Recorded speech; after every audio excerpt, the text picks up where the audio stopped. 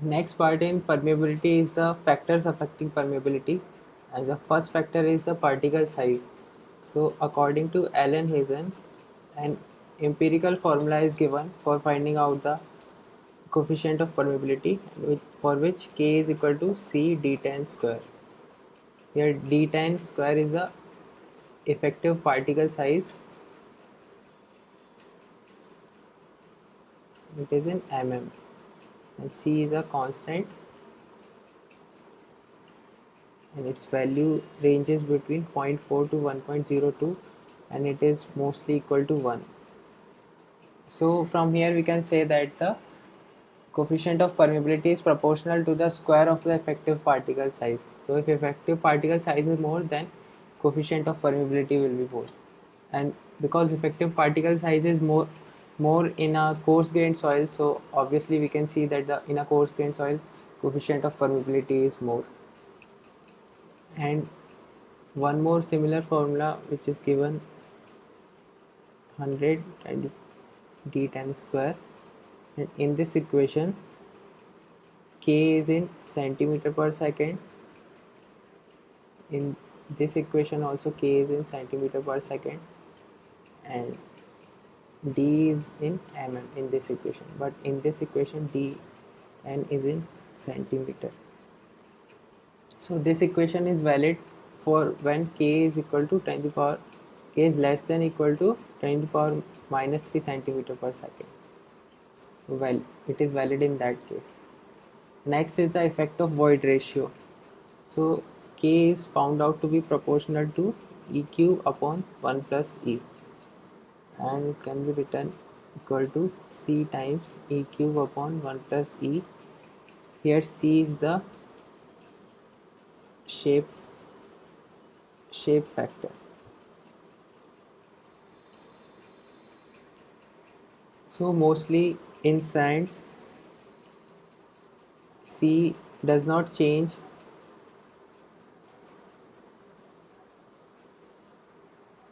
with changing void ratio.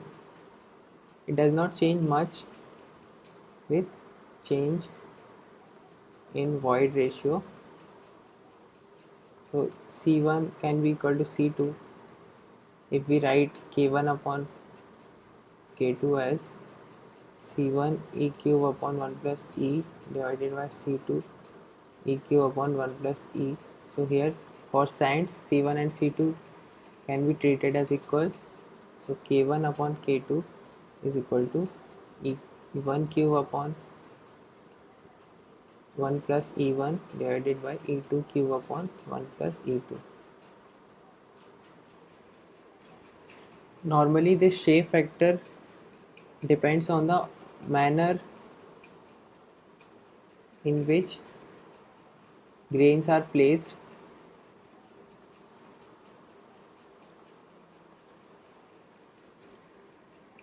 and shape characteristics of pores.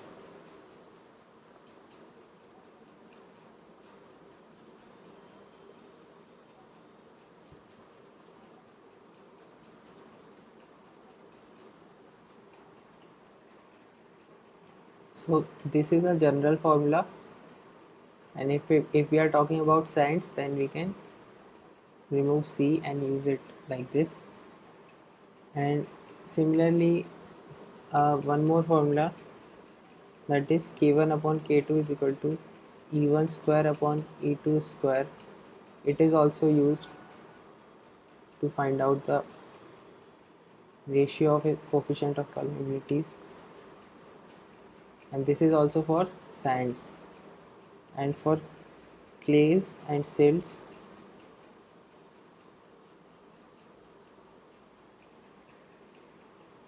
it is related as log 10 K1 upon log 10 K2 equal to E1 upon E2.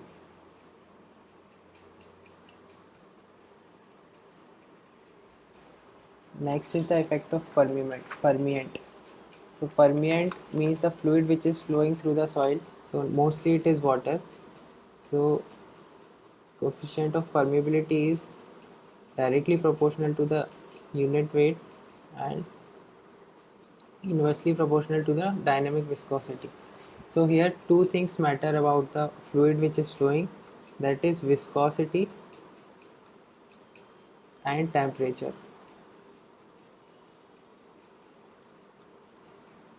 So gamma, in case of water we can write it as gamma W. So but with the change in temperature, the unit weight of water does not change much. So the mostly the coefficient of permeability depends upon the viscosity of water. So for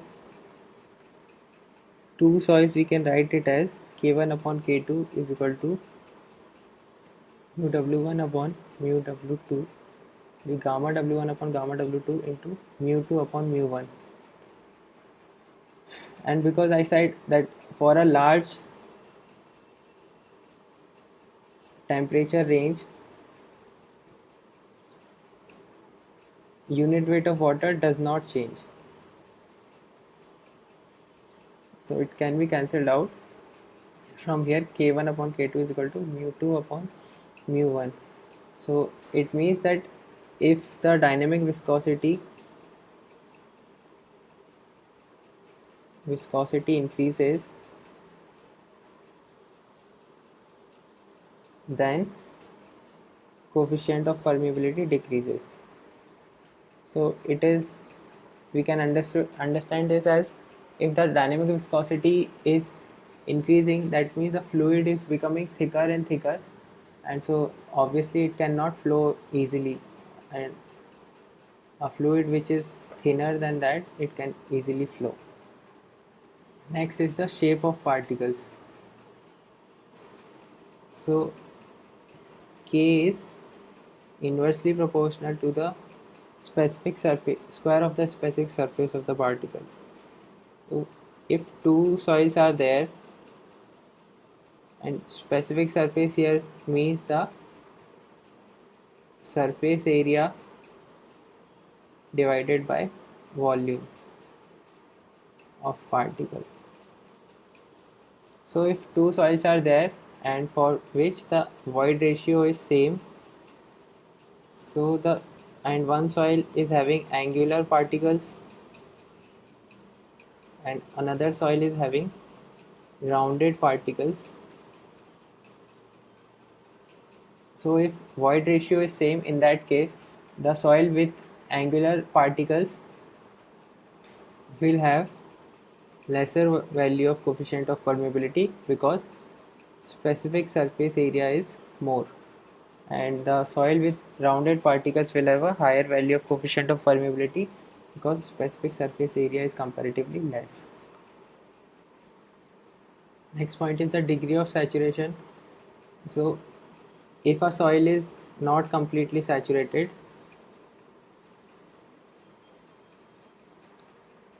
then the value of K will be less compared to the soil which is completely saturated.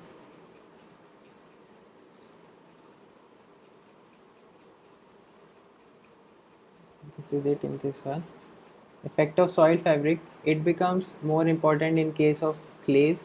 So we know that in clays two type of structure occurs, that is dispersed and flocculated.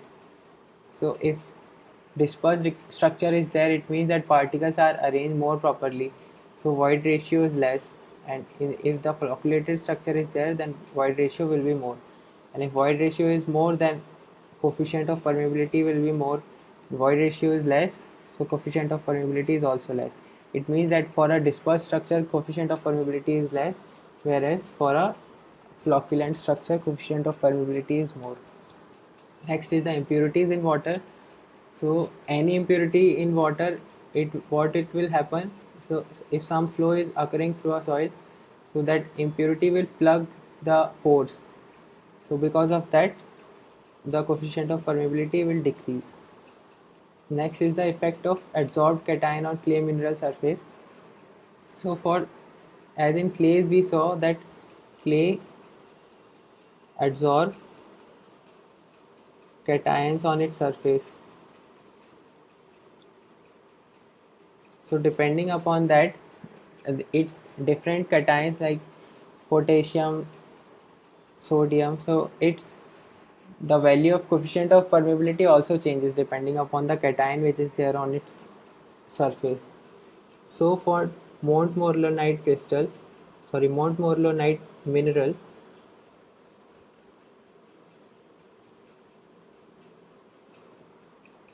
the increasing order of coefficient of permeability is K plus, that is potassium ion, then sodium ion, hydrogen ion, and then Ca2 plus ion. It means that if sodium ion is there, then value of K is less compared to the case when calcium ion is there. And similarly for kaolinite mineral,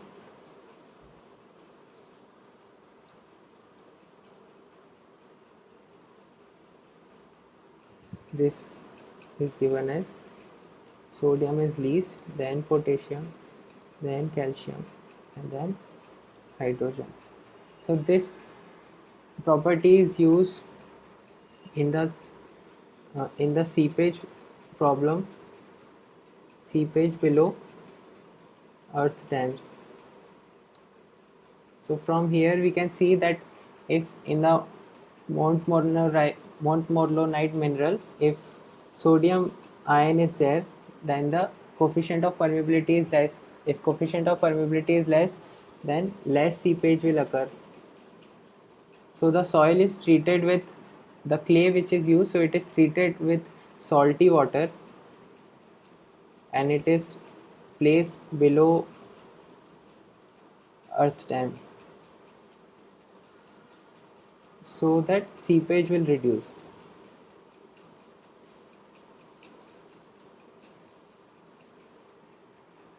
Apart from that, some empirical equations are there to find out the coefficient of permeability. First is Kozny-Kármán equation.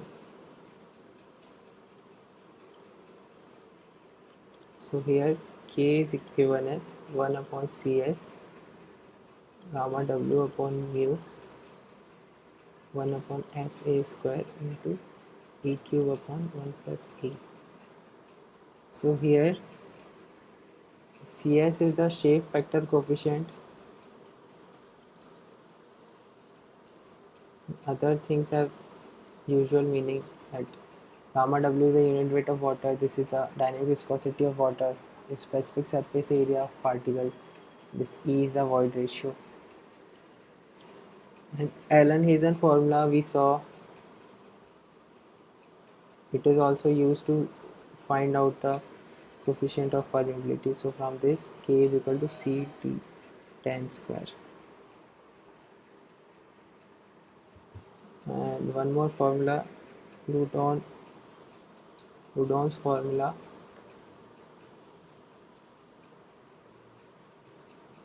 According to this, log tan Ksa square, this square is here, square is equal to A plus Bm. Here A and B are the constants and N is the porosity.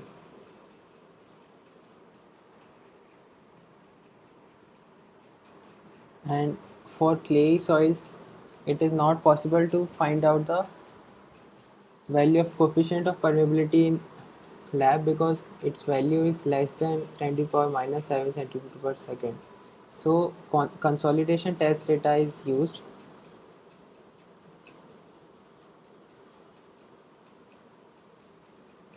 So according to this, K is given as Cv gamma W mp. Here Cv is the coefficient of consolidation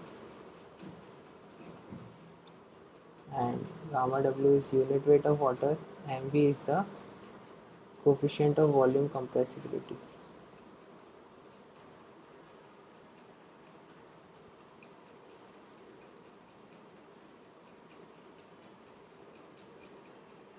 So These are the factors and some empirical equations to find out the coefficient of permeability.